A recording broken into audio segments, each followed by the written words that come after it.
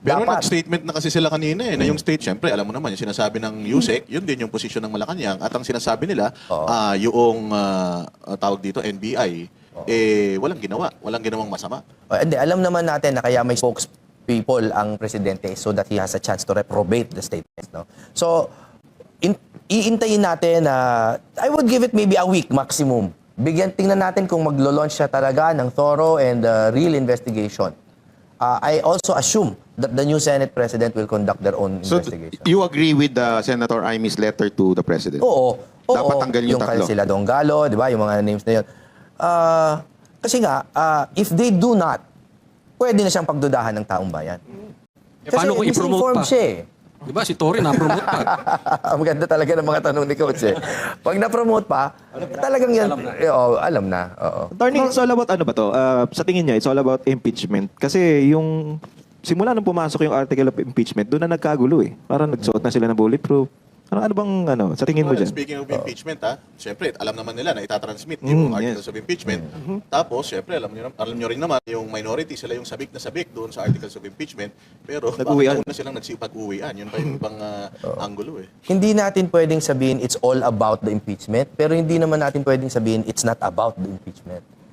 It is definitely part of the equation. Kasi, ano ba ang pinagkaabalahan ng gobyerno for the past 2 years? Hindi ba yan? And now that it has reached the peak, di ba, ito yung tipping point eh, na naghahanap na sila ng 2/3, tsaka pa na-wrestle away sa kanila yung mayorya. So, paano namang hindi may kinalaman yan? Nandun po kasi kami nung araw na dumating si Bato sa Senado, nandun kami.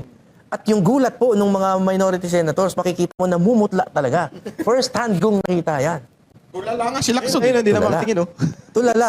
Si Lito Lapid, di nakapagsalita eh. Hindi naman talaga. Hindi, napagsalita. Napagsalita. Hindi, pero again, yung shock nila, hindi mo yan ma-act out eh. So they really did not know na mangyayari to. Kami po ang abogado ni Bato de la Rosa. We did not know he was coming.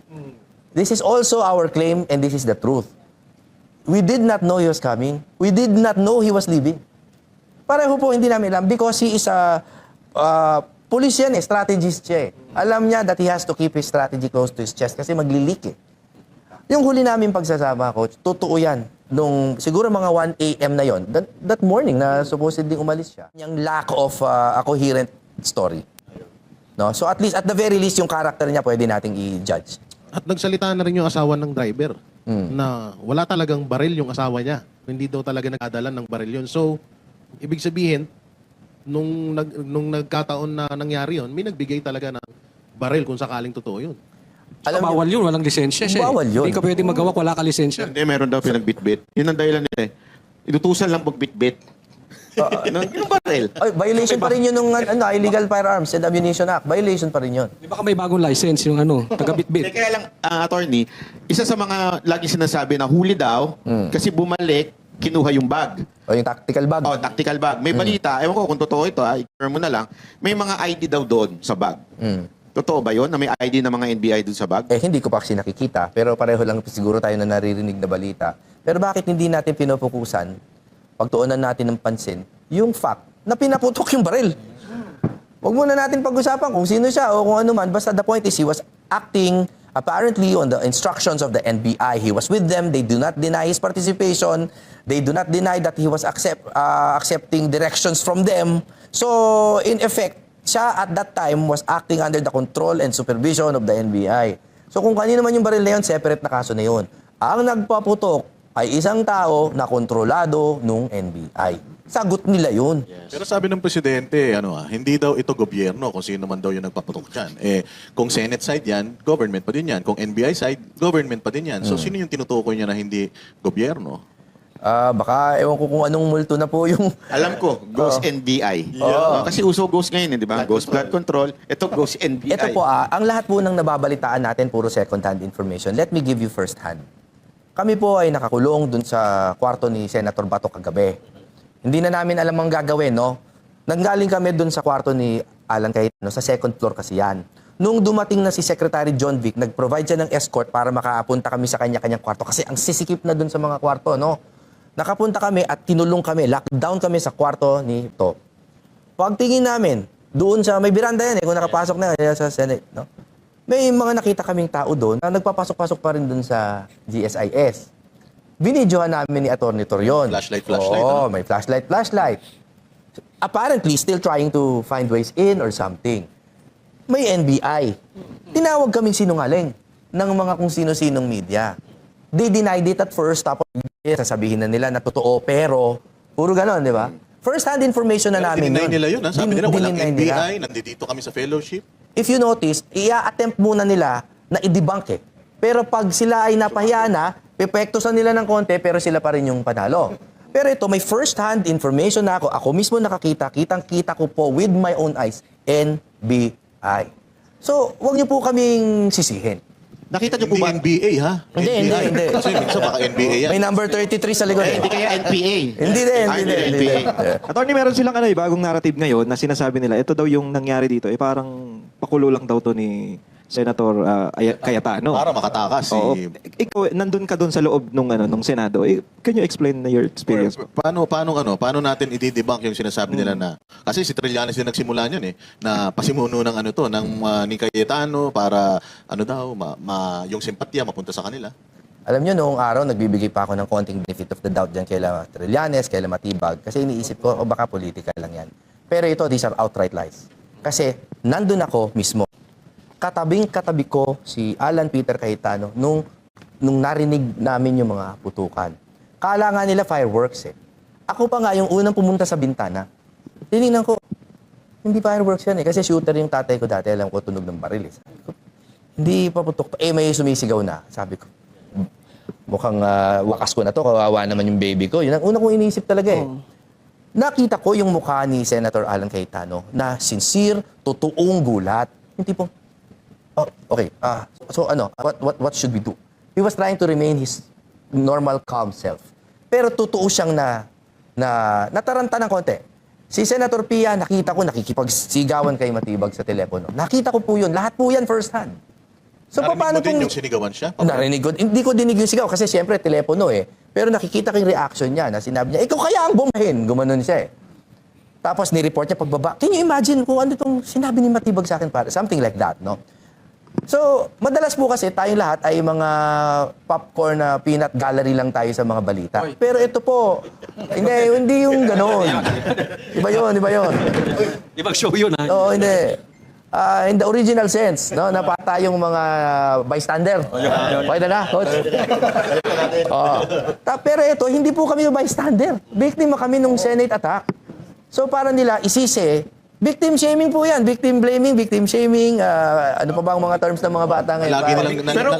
Lagi nilang ginagamit yung mga victim shaming. Diba? Yan po, I can assure you mga kababayan, sa mga kaibigan ko po na kahit paano nag-iisip pa, at least on this account, hindi po totoo yung sasabi nila. Hindi po yan stage ni Bato, hindi yan stage ni Alan. I was there, I can tell you with a straight and honest face, hindi po nila kagagawan yan. Wala namang tumili na senador. Meron siguro yung mga babae. Yung mga babae. Kasi tumili Lima. yung isang reporter doon, tumitili talaga nung nagkaputo. Gumagano na. Doon pa ba sila? Aray ko. May gumaganon pa.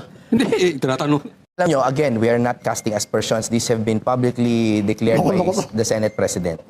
No? Na napag-alaman naman namin talaga na may 4 na senador. At that time, 4 pa yung bilang niya eh. Na napagsabihan talaga na get out of there. These are official reports to them, no? Or I don't know if official, pero real reports to them. So, paano ka namang hindi mag-iisip ng kahit paano na konting suspicion ba? Can you name that 4 senators? Hindi, lumabas naman na sa media eh. At least yung mga umuwi. 4 dun sa mga umuwi. At saka nakakagulat nga doon, Banat Bay, si Tito Soto, magdadrive ng sasakyan niya, palabas. Nalukon ko sa halukok. Ay, even if, pero magano yan, may driver yan.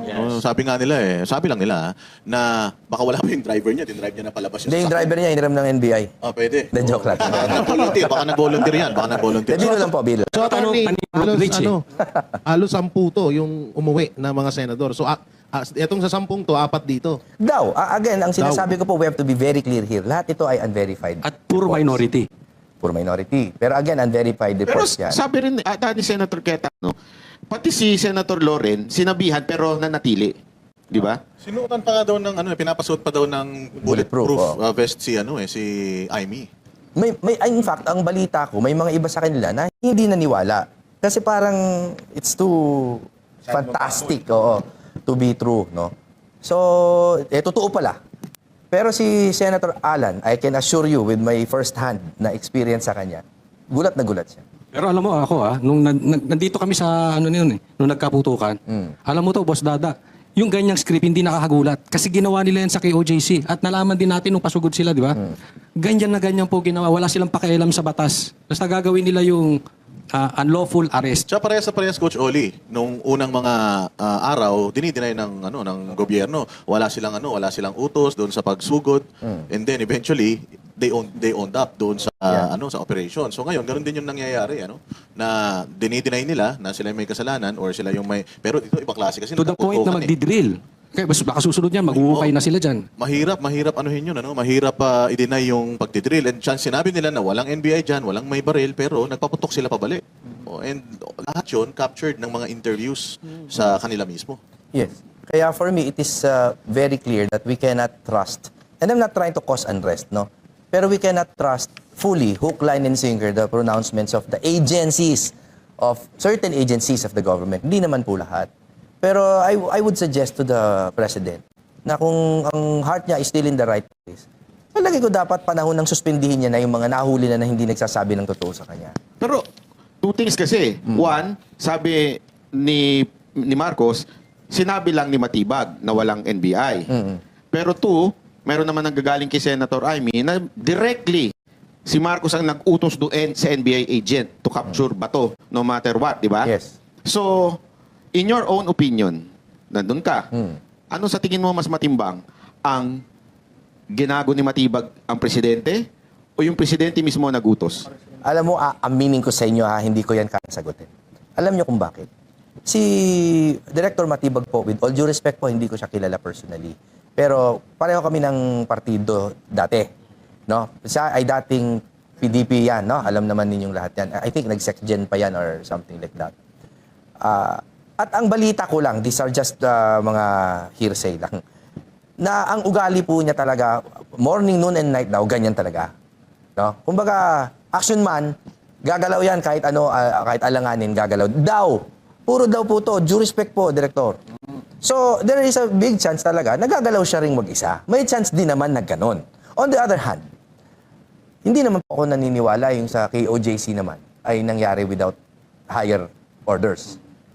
So, hindi natin malalaman. That's a matter of evidence. At attorney, ang nakakapagtaka dito, 1.5 hour na sinubaybayan ng presidente yung pangyayari sa Senado. So, hindi ba katakataka na ilang araw na halos yun Yun na nga alam mo, I have to give credit where credit is due. Hindi naman lahat ng agencies under the president ay walang ginawa, no? I have to give credit to Secretary John Vic, Alam ko, hindi niyo masyadong best friend yon. Pero at that time, nung tumawag sila Senator Pia sa kanya at si Senator Loren and Alan na pumunta doon, pumunta agad with the assurance na ako lang, tsaka isang tao ko lang ang pupunta dyan, don't worry. Tsaka hindi ko yan na-arrestuin si Bato. I do not have that intention. Nung pumunta siya doon, he was stern, pero wala siyang animosity towards any of the senators. Sinicure niya kami, pinalipat kami sa mga kanya-kanyang Was he sincere? I think in keeping us safe, sincere siya. Nagpa-lockdown siya. In fact, kaya palagay ko, it is because of him, kaya may na-aresto din. Yung mga nahanap din na tao. Tama? So, umakto naman siya. So, tingin ko, this is really, again, akin lang to, sa NBA to. Hindi ito sa police. Hindi ito sa DILG, under the DILG. Pero wala ba kayong naamoy na iba kasi yung report niya na sinabi ni Senator Cayetano, iba rin ang report ng OSAA. Di ba sa report niya, parang ang nagsimula yung OSAA, hindi naman daw pumapalagang yung mga NBI na nandun. Pero sa report naman ng OSAA, nagtumutok daw yung NBI. Oo. Ang pinag-uusapan ko lang kanina is yung presence niya kagabi doon. Anong gabi na yon, no? Ay tingin ko sincerely trying to keep people safe. Pero as far as reports go, alam naman natin that reports can be politicized na. Iba na yan. Kasi may epekto na yan, investigasyon na yan No? So, hindi ko alam. Lali, may mga nababasa akong comment kapos. May mga naman may mga kasunod tayo. Ang alam ko, wala Parang wala naman yatang tinamaan. No? So, sana totoo yung report na wala. May question nga dito, kung stage lang ba ang barilan, pwede bang i-stage yun? May bala, live bullets, kita namin, butas-butas yung dingding. Galing naman. Oo, sa loob lang ng 2 araw, mapaplano mo kagad yung pag-stage nung siege na yan? Posible ba yun? To be fair, in our history, in our political history, there have been some staged ambushes. No? And this has resulted in deaths, pero staged pa rin. It has resulted in some changes in power. May mga kilala tayong mga former senator dati na pinasabog pa yung mga kotse. Talaga, assault talaga. So, pwede naman. Pero in this case, because of my personal knowledge, I have the moral conviction to say na hindi yan staged from where I sit. Imposible talaga eh. Masyadong totoo yung panic ng mga senators and they were actually fearing for their lives. Pero doon sa batas ba natin, merong, kasi ngayon ang pinopoint out nila yung 5 ang putok mula sa labas at 27 sa loob. Oo. Meron bang legal implication na ibig sabihin ang may kasalanan ay yung OSAA? Definitely not. Kasi, una sa lahat, linawin natin yung 27.5 na yan. Hindi nila sinabi na 27 pinaputok ng USAA, 5 dun sa NBI. Hindi nila sinabi yon. Sabi nila, 5 sa labas, 27 sa loob. Hindi nila sinabi kung sino yung nagpaputok. So, that requires further investigation. Tsaka in the first place, bakit sila nandun? In the first place. Kasi like we have mixed reports. Tingnan muna natin kung anong lalabas sa reports. Pero may mga balita kami na nasa hagdan na daw. So, in the legal concept of self-defense, no? O, hindi ba pwedeng mag-defend yung USAA sa Wait, hagdan ng Senate? Senado. Supposedly. Pero again, yung iba sabi hagdan ng GSIS daw. So, how do you know? Diba? Kasi kaya nag-warning shot eh. So nakita na siguro nila nasa loob, kaya nag-warning shot na. Kasi parang ang sinasabi is nag-warning shot daw ay OSAA. Oo. Nakita mo ba na ang OSAA may mga mahabang baril? Ano ba yung mga Hindi, baril? yung nakita ko hindi mahaba. Parang mga 40 ang dala. Yung nakita ko. Pero kasi, I don't see why they are trying to focus on who fired the first shot. Hindi ba dapat ang pinofocus nila ay yung intent ng mga pumapasok? Kasi it doesn't matter kung sino unang magpaputok. Halimbawa, coach, may pumapasok sa bahay mo, nakatawid na, nag-warning na, pumasok na sa bahay mo.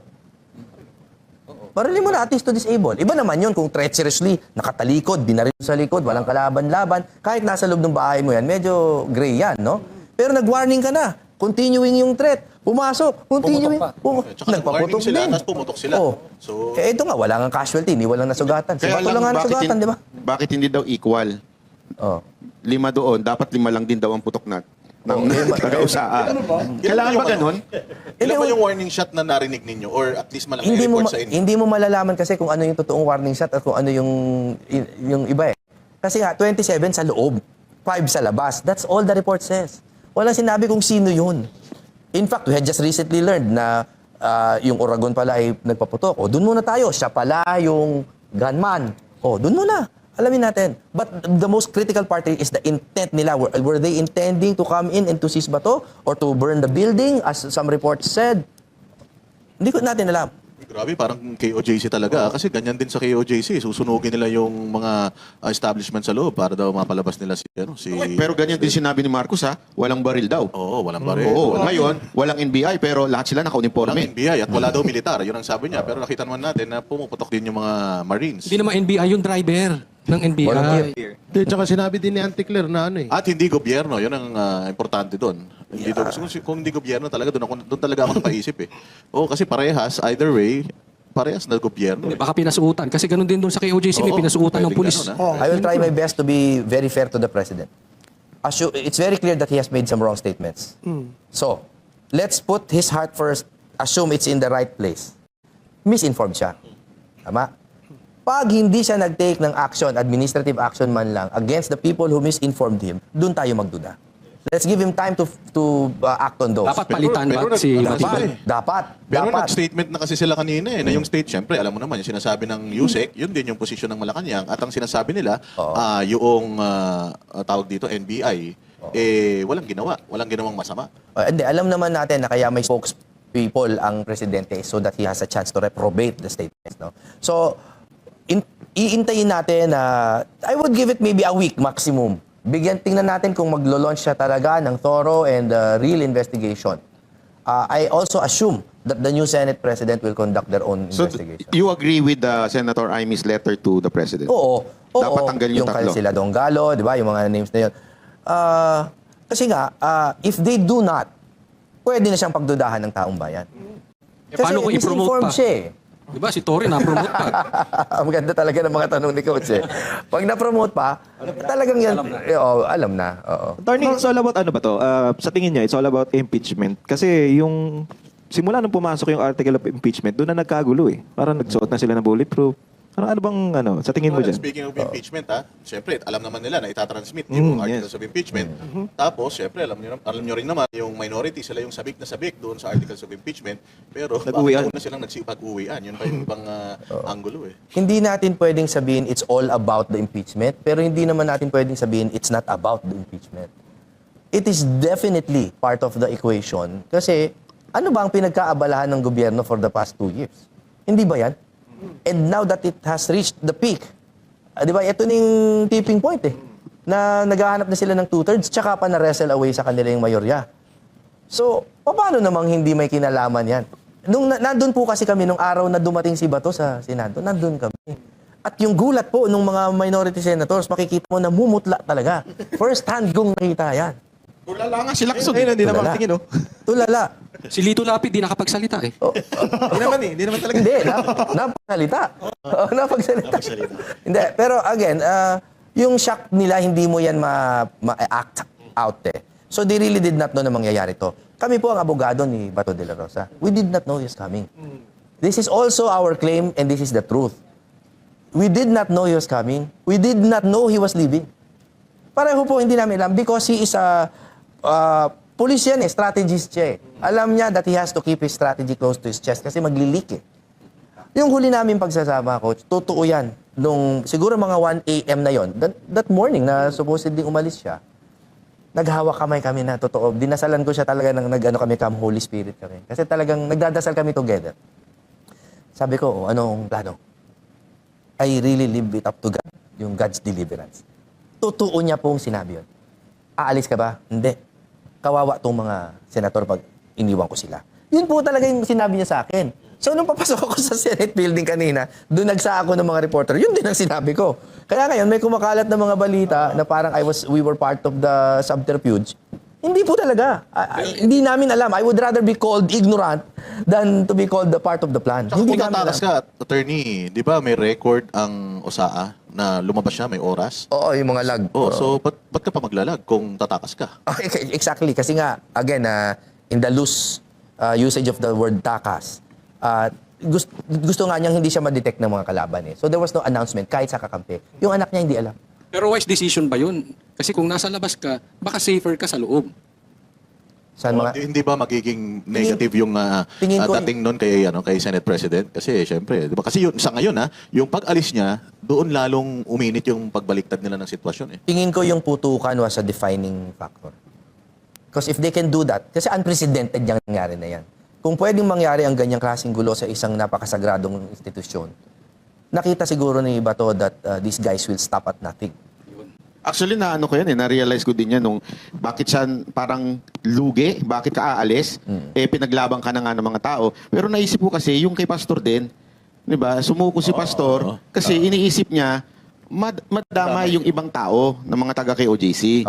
Siguro naisip din talaga ni Bato na pag mag-stay pa siya doon, baka madamay pa yung iba. Tsaka at least now, alam na ni Senator Bato, yung nadaanan natin nung kay OJ Susich, mas mauunawaan niya na tayo ngayon. Pero At nung ikaw, ibang attorney. senador. At nung ibang senador, mas maunawaan nila. Ikaw, attorney, kung halimbawa, tinanong ka niya o hiningi niya yung iyong opinion at sinabi niya na, attorney, aalis ako bukas, tatakas ako or lalabas ako. Anong, papayag ka ba bilang abogado niya? Pipigilan mo ba siya? Uulit-ulitin ko po ang napaka-basic legal fact na walang warrant against him. So, it's just like saying, uuwi na ako. O, di umuwi ka. Yun lang ang sasagot ko sa Pero kanya. safety eh, yung safety. Baka delikado ka sa labas.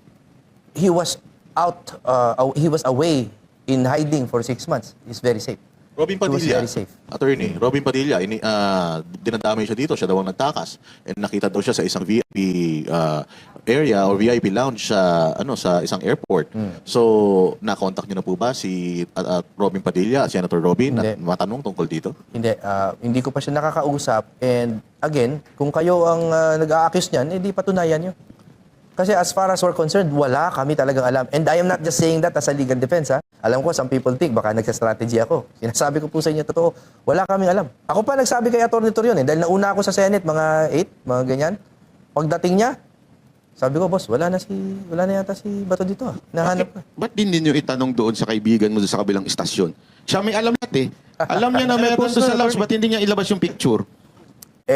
Alam nyo, next question na lang. Eto, next question. Kasi naratibo din nila ito eh. Bakit si Trillanes? Bakit si Senator De Lima? Senador din yun. Inaresto dati. Bakit hindi maaresto si Senator Bato? Para sa kaliwanagan na rin ng ating mga kababayan. Meron pong warrant of arrest dati kaila Enrile, kaila De Lima, kaila Trillanes. Locally issued by domestic courts. Ulit-ulit po di ba? Pero yung kay Bato po, walang warrant. At best, they had a subpoena. Pero And that's all they had, the subpoena for a local case, which they recalled. So wala na. That case was still active, pero wala na siyang obligasyon sumagot kasi wala na yung subpoena. May power daw kasi yung ICC. Sabi ni kanina, yung taga-kabila din, yung kaibigan mo, na kung saan daw nag-aral itong si Senator Alan Cayetano ng abogado dahil hindi niya alam yung grounds ni Senator Bato at yung power ng ICC warrant of arrest. Kahit ano pong legal gymnastics ang gawin nila, wala pong warrant. Hindi pa po natatransform into a local warrant. Kahit ano po gawin nila. Puntahan natin yung spirit of the law. Okay? Ang spirit po of the law is nagkaroon ng ICC to try crimes na yung genocide, crimes against humanity, di ba, and other crimes against humanity, against international humanitarian law. No? With the purpose being na pag hindi gumagana ang isang judiciary sa isang bansa, tsaka lang pupunta doon. No? With the consent of the states. Yun po ang spirit ng law na yan. So, nililito lang nila eh. Nililito nila, pinagugulo na ng pinagugulo. They keep invoking Section 17 of RA 9851. Mali din po yung pag-invoke nila dyan. Ayoko lang kasi pahabain dahil it's a very boring topic. Pero ang suma total niyan is, wala po tayong obligasyon na mag-surrender ng tao doon. At wala rin karapatan ang gobyerno na isurrender si Bato na hindi dumadaan sa judiciary. Ang gustong gawin ng executive ay i-bypass ang judiciary. Ganyan po kasimple ang nangyayari. Yung executive gusto mag-surrender bypassing the judiciary. Tulad nung ginawa nila kay Pag PRRD. ginawa po nila yan, it will set a precedent that all cases na fina-file sa international courts will be strictly political. Strictly. Wala na pong dadaanan na calmer heads and mga wiser and more educated judges. Hindi na dadaan doon. Short circuit po ang sistema ng buong bansa natin. At pagdating po ng panahon nyo, pag kayo naman po ang nandyan sa kabila at may gusto nang magpadala sa inyo sa ICC, hindi rin ako papayag. Because as an officer of the court, mali yan. May chances pa ba na ma-abolish itong batas na ito? Or ano na I lang? think it should be amended. And now that sila Alan are there, I think they will probably reconsider that. Pero hindi naman siya kasi i-amend to change its spirit. It will be amended just to clarify it. I-clarify lang na ito yung steps na dadaanan. Nadadaan yan sa Philippine Center for Transnational Crimes. Dadaan yan sa korte. May 20 days dito. Linawin na nila. Pero hindi ba mas okay na yung Supreme Court mismo ang magkaroon na ng desisyon dyan na matapos na yan kasi magsusunod-sunod yan eh. We pray for that. The most ideal situation is mag-release ang Supreme Court ng kanilang desisyon. Step 1. Step 2, yung legislative branch ay baguhin yung batas according to the decision. O di, tapos. May kapangyarihan ba si Marcos na ipa-stop tong warrant of arrest kay Senator Bato? Napakalawak po ng kapangyarihan ng Pangulo ng Pilipinas as Rodrigo Duterte demonstrated. Kahit ano sabihin ng Presidente na susunod. Yes. Pwede niyang i-atras yan, tapos. Affidavit of desistance, tapos. Tanggal ng witness, tapos. By order of the President, tapos. Kaya nga Eh, yung yung pardon ano? mo, di ba? Kaya kanya mag-pardon. Eh yung attorney, yung mga nanggulo sa Senado, kaya niya bang ipatukoy kung sino yung mga yon? Ipatukoy? Oo din. Yung kasi ang lakas ng kanyang mga investigative arm. Napakalaki din. Pero yung ipakulong, siyempre, that's another matter. Dapat dumaan pa rin sa korte. Actually, ako, concern ako kay Senator Bato eh. Di ba, wala na sa Close kayo, ha? Sobrang close Sige, kami. sige. Alam mo yung pagmamahal ko sa kanya, di ba? Alam ko mag-away na ako sa mga siraulo sa Facebook, di ba? Pero anyway, wala na si Senator Bato sa Senate. Kung nakabahan ako, paano pa pumasok siya? May hirapan siyang pumasok. Maraming nakabantay sa labas. Paano kaya? We are really humbly praying before the Supreme Court to grant the reliefs that we have prayed for. Kasi pag lumabas po talaga yun, it changes everything. It changes everything. Baka makapasok na siya, it will calm down the police. At kahit pa paano, magkakaroon ng active Pero resistance. yung word of the president, can you rely on that? Na sinabi niyang no arrest will happen. Hindi pa pwedeng gamitin ni Bato yun na Pero ginawa rin niya Sa kasi kay Duterte na tayo, Oo, sir. eh. Mahirap. And, sinungaling si Kaya Marcos. hindi rin talaga kumpiyansa si Senator Bato kahit na nagsabi na sila na walang arrest, hindi talaga siya kumpiyansa. the Because it difference po happened between before. the executive and the judiciary, ang judiciary po, pag nagbigay ng salita, kailangan talagang masunod. Unang-una, hindi naman iisa 15 sila. It is an order, it is a decision, nagiging parang batas. Pag presidente po ang iba pwede siyang magsabi ng public pronouncement pero iba gawin ng mga ahensya niya. So that's the big difference. How about the investigation attorney? Sa Senado, gagawa rin sila ng hiwalay na investigation. Malamang mabublue ribbon yan. Tapos ngayon, sa Senado, may minority, may majority. At ang balita kanina, during the press con sa Malacanang, ang hahawak ng isang investigasyon ay si Director Matibag. Kumusta naman ito yung credibility? Ano ang magiging pro and cons ng investigation doon sa kapila? Kasi walang check and balance doon Dito sa Senado, meron Kaya nga po, we believe in the Senate right now. Lahat naman tayo, we agree that Senator Alan was put there by God for a good reason. No? So we hope it balances what the executive branch is doing.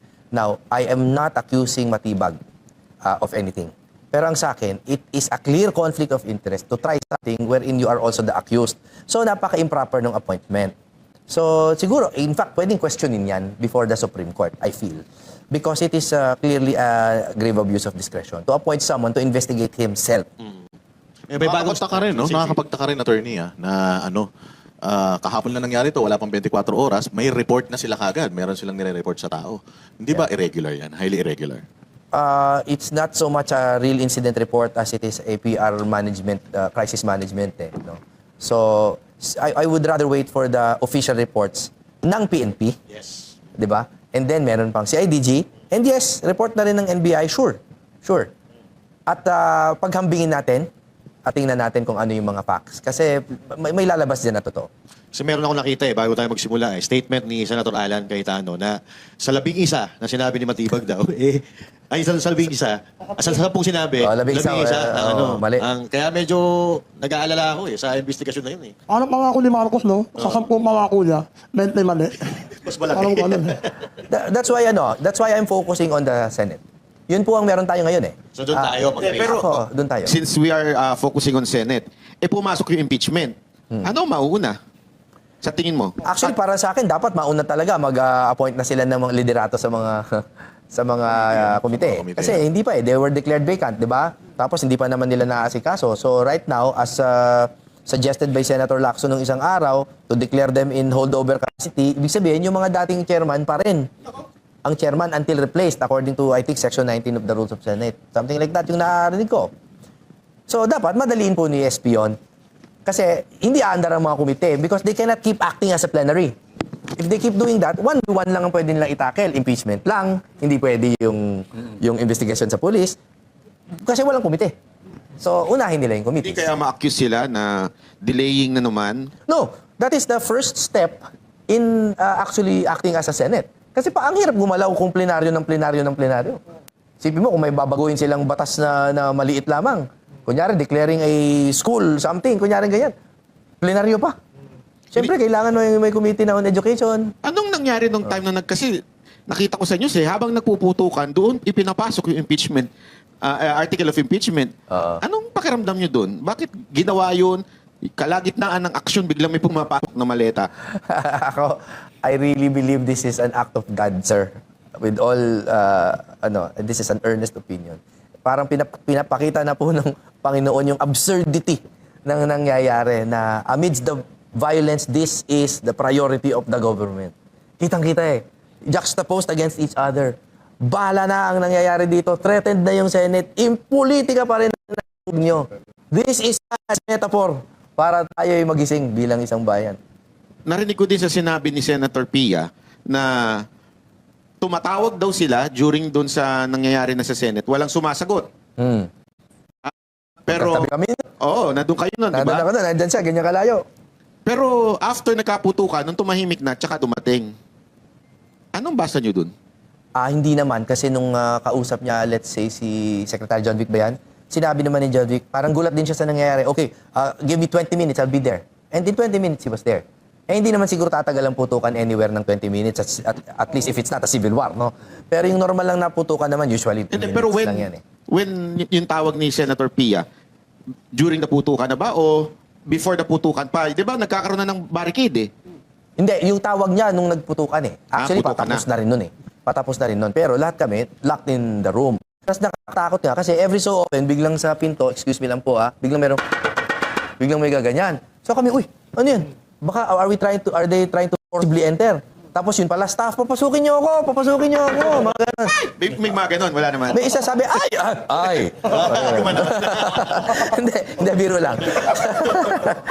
May isang senador ba? Hindi, biro lang po yan, pampagaan lang. Pero kasi may mga staff talaga that were locked out. So, yung iba naman sa loob sabi, wag na kayong magpapasok, baka kung sino yan. Naman siyempre yung mga... So we were, anong gagawin natin? My point being that the panic was real. So for them to say that is staged, napaka-cold-hearted naman ang tingin nila kay Alan Cayetano na pati staff niya pag-aalalahanin niya. Parang kaibigan mo yung nagsabi nun eh, na abogado. Abogada. Again, alam nyo, it is not just him. Napakadami gumagawa ngayon ng mga conjecture just because they were not there.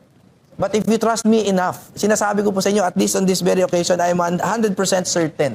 Wala pong stage na nangyari dyan. Pero alam mo, nakakagulat yun kasi, di ba, nakikita natin sa Amerika yun, yung mga may gunman na pumapasok sa school. Parang ganun ang na-experience nyo, ha? Parang shooting na ano. Oo. Maraming ganyan. Actually, sa kasaysayan naman ng since 1648 yata may mga ganyan na yung mga pinapasok ng mga armado. At that time, di naman baril pa. Pero armado ang lehislatura to avoid the vote.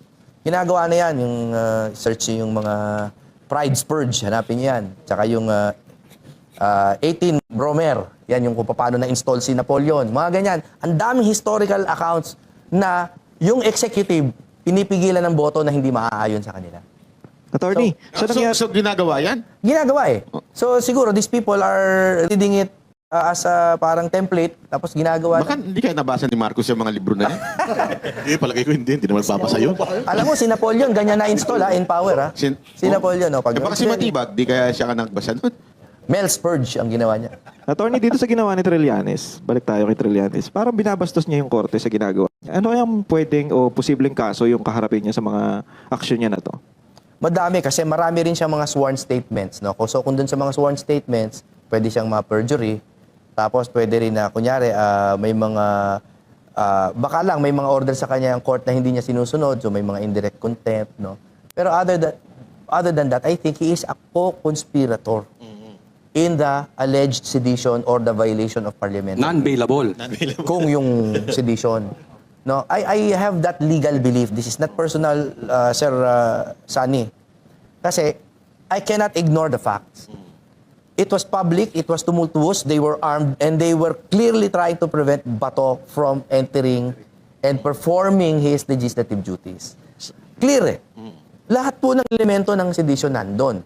Nandun din si Trillanes, and it looked apparent that they were kind of in communication. So at the very least, siguro may probable cause to inspect him at least, to investigate him, kung kasali siya. Pero yung ganyan bang kaso, may expiration yan?